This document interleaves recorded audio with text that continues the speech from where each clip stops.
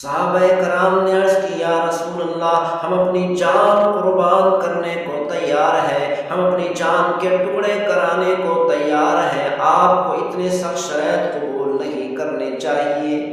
تو سارے صحابہ کرام پریشان ہیں۔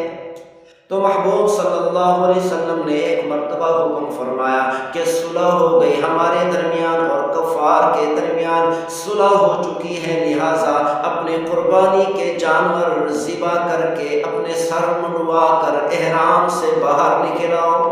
محبوب صلی اللہ علیہ وسلم نے ایک مرتبہ حکم فرمایا، کسی صحابی نے بھی اپنا جانور ذبح نہیں کیا، کسی صحابی نے بھی اپنا احرام نہیں کھولا۔ محبوب صلی اللہ علیہ وسلم نے دوسری بار حکم فرمایا کہ اپنے احرام کھول دو، اپنے قربانی کے جانور ذبح کر کے اپنے سر منڈوا کر احرام سے باہر آ جاؤ۔ کسی صحابی نے بھی عمل نہیں کیا۔ محبوب صلی اللہ علیہ وسلم نے اسی طرح تیسری بار ارشاد فرمایا، لیکن کسی صحابی نے بھی عمل نہیں کیا۔ محبوب صلی اللہ علیہ وسلم پریشان ہو کر، غم زدہ ہو کر خیمے کے اندر تشریف لائے۔ محبوب صلی اللہ علیہ وسلم کی زوجہ مطہرہ سیدہ ام سلمہ رضی اللہ تعالیٰ عنہا نے عرض کی یا رسول اللہ میرے ماں باپ آپ پر قربان ہو، میری جان آپ پر فدا ہو، آپ پریشان کیوں ہیں، آپ غمزدہ نظر کیوں آ رہے ہیں؟ محبوب صلی اللہ علیہ وسلم نے سارا واقعہ سنا دیا کہ میں نے اپنے تمام صحابہ کو 3 بار حکم کیا لیکن کسی نے بھی عمل نہیں کیا۔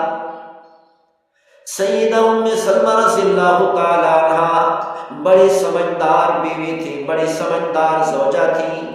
عرض کی یا رسول اللہ آپ کو پریشان ہونے کی ضرورت نہیں، آپ کو غمزدہ ہونے کی ضرورت نہیں، ابھی آپ باہر تشریف لے جائیں اور اپنے قربانی کا جانور ذبح کر دیں، اپنا سر منڈوا کر احرام سے باہر آ جائے۔ جیسے ہی آپ کے پروانے، آپ کے شاگرد، آپ کے صحابہ دیکھیں گے آپ کی سنت پر ضرور ٹوٹ پڑیں گے۔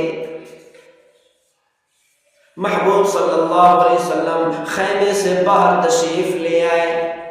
محبوب صلی اللہ علیہ وسلم نے اپنی قربانی کا جانور ذبح کر دیا، اپنا سر منڈوا دیا۔ جیسے ہی صحابہ کرام نے دیکھا محبوب صلی اللہ علیہ وسلم نے اپنی قربانی کا جانور ذبح کر کے اپنا سر منڈوا کر احرام سے باہر آ چکے، تو صحابہ کرام رضوان اللہ علیہم اجمعین پروانوں کی طرح ٹوٹ پڑے اور فوراً ہی تمام کے تمام صحابہ کرام نے اپنے قربانی کے جانور کو ذبح کر کے اپنے سر منڈوا کر احرام سے باہر آ گئے۔ سیدہ ام سلمہ رضی اللہ تعالی عنہا کے دانائی والے مشورے کی وجہ سے پوری امت ہلاکت اور تباہی سے بچ گئی۔